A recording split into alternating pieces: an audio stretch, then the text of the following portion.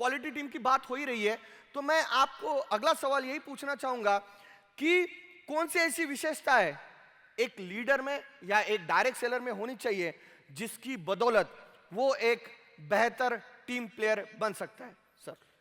Sir इसके ऊपर मैं बोलता हूं, यहाँ पे सभी कुछ मेंटर्स बोल रहे हैं नेटसर्फ ऐसा है, दुनिया के सबसे बेहतरीन है, हमारा प्रोडक्ट ऐसा है, हमारा प्लान इतना है।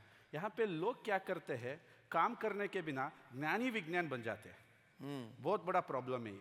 हमारा पूर्वजों ने पहले ही चक्र का इन्वेंशन करके रखा है, हमको बार बार चक्र का इन्वेंशन करने का जरूरत नहीं है। यहाँ पे जो हमारा प्लानिंग है, हमारा काम है, हमारा सोच है या हमारा वर्किंग है, उसके ऊपर हम अग्रेसिव रहना बहुत इंपॉर्टेंट है, क्योंकि अग्रेसिव को लोग बहुत पसंद करते हैं। उस लीडर में वो मेन क्वालिटी होना चाहिए। और दूसरी चीज़ होनी चाहिए कमिटेड। सभी काम पे वो कमिटेड रहना बहुत ज़रूरी है कि यहाँ पे बहुत कुछ डिपेंड रहता है, रीजन से लेके लीडर तक, पेआउट तक सभी लोग डिपेंडेंट रहते हैं। इसीलिए जब आप कमिटेड बनते हो ना, सभी का नज़र में आना शुरू होते हो, आपका सक्सेस बनना वहीं से स्टार्ट होता है। क्या सर, मेरे हिसाब से एक अच्छा अगर टीम प्लेयर बनना है तो मेरे हिसाब से 3 पॉइंट बहुत ज़्यादा इंपॉर्टेंट है। सबसे पहला, एक अच्छा टीम प्लेयर बनना है तो एक अच्छा जिसको कहते हैं कि अच्छा इंसान होना बहुत ज़रूरी है, गुड ह्यूमन बीइंग।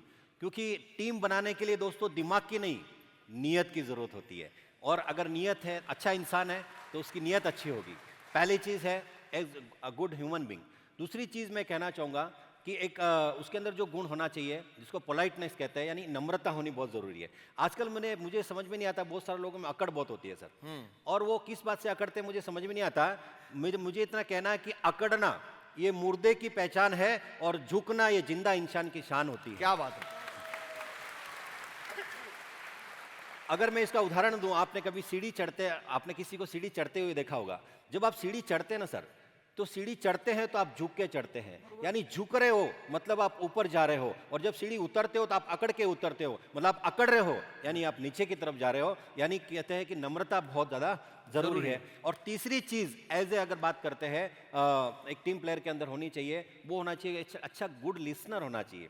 वो सुनने वाला इंसान होना चाहिए, क्योंकि यहाँ पे आपको तो ऊपर वाले की भी सुननी है, यहाँ पे आपको नीचे वाले की भी सुननी है। और अगर मैं गुड लिसनर नहीं हूँ, अगर टीम प्लेयर गुड लिसनर नहीं होगा तो वो ना ऊपर वाले की सुनेगा ना नीचे वाले की सुनेगा। इसलिए मुझे लगता है कि ये 3 पॉइंट एक टीम प्लेयर के अंदर होना बेस्ट जरूरी है। क्या बात है।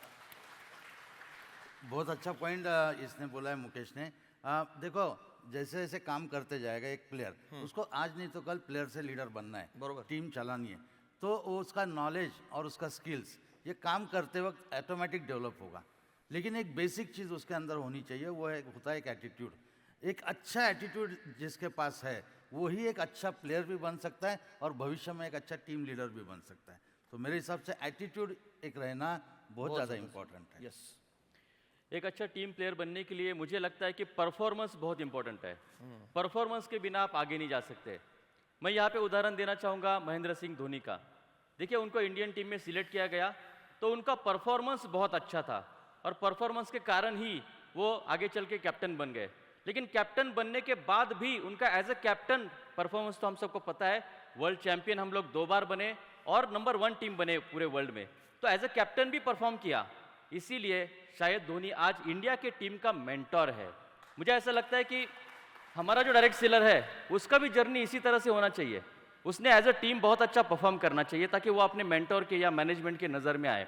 फिर आगे चल के वो कैप्टन बनेगा, वहाँ पर भी परफॉर्म करना है, कोच बनेगा, वहाँ पर भी परफॉर्म करना है। अगर ये ट्रैक फॉलो करेंगे तो 100% आप भी एक दिन मेंटोर बन सकते हैं और नेटसर्फ में सक्सेसफुल हो सकते हैं। क्या बात सर, मुझे अभी सतीश ने जो धोनी की बात निकली ना, तो मुझे धोनी के ऊपर एक मैं अलग थॉट मेरे दिमाग में आया। जी सर। और ये था कि अभी तक अगर हम लोग देखते हैं ना, तो Dhoni is a good captain, उसने क्या किया क्या नहीं किया, टीम को कैसे ये किया, एक उसका उदाहरण सब लोगों ने दिया। लेकिन क्या धोनी को एज अ प्लेयर उसने क्या किया वो कभी किसी ने सोचा क्या? मेरे दिमाग में ये थॉट आया कि धोनी ने ऐसा क्या किया। तो मुझे ऐसा लगता है कि धोनी ने जो किया ना, वो हमारे हर प्लेयर ने, हमारे हर डायरेक्टर ने करना चाहिए, तो एक अच्छा लीडर बन सकता है। और उसमें पहली चीज ये है कि धोनी ने टीम को आने वाली जो चुनौती है ना, ये चुनौती को स्वीकार किया, ये चुनौती स्वीकारी और परफॉर्मेंस ऐसे किया।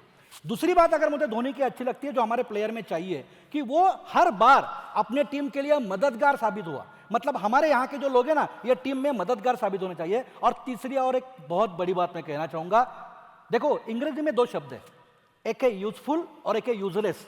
इसको हम लोग हिंदी में कहते हैं कि हमारा जो टीम प्लेयर है ना, ये टीम के लिए उपयोगी होना चाहिए, ना कि उपद्रवी होना चाहिए। ये बहुत इंपॉर्टेंट चीज है सर। ये परफेक्ट है सर। सर मुझे भी लगता है एक अच्छा टीम प्लेयर बनने के लिए उस बंदे को थोड़ी ज़रूरत होना चाहिए। क्योंकि देखो, जिसको अगर भूख ही नहीं लगती उसको हम खाना कैसे खिला सकते हैं।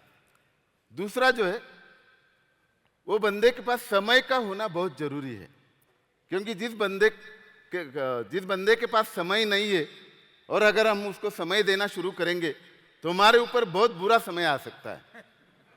तीसरी चीज़ है, वो बंदा ड्रीमर होना बहुत ज़रूरी है। इन्हें सपने देखने वाला बंदा होना चाहिए। क्योंकि देखो, जिसको सपने में भी सपने नहीं आते और वही अपने सपने में आना शुरू हो जाएगा तो हो सकता है अपने सारे सपने चूर चूर हो सकते हैं। इसलिए थोड़ा ड्रीमर होना जरूरी है और थोड़ा उस बंदे में करंट होना चाहिए, स्पार्क होना चाहिए। क्योंकि जिस बंदे में करंट भी नहीं, स्पार्क भी नहीं, अगर हम कितना भी वोल्टेज लगा लेते हैं वो बल्ब तो जलेगा नहीं, लेकिन उल्टा फ्यूज हमारे इधर उड़ जाएगा। इसलिए मुझे लगता है कि बंदे में ये क्वालिटी होना चाहिए। और 2 अहम क्वालिटी है, जैसे बंदे में सीखने की भूख होनी चाहिए। क्योंकि देखो, अगर हम सीखेंगे नहीं तो खुद को अपडेट नहीं कर पाएंगे, अपग्रेड नहीं कर पाएंगे।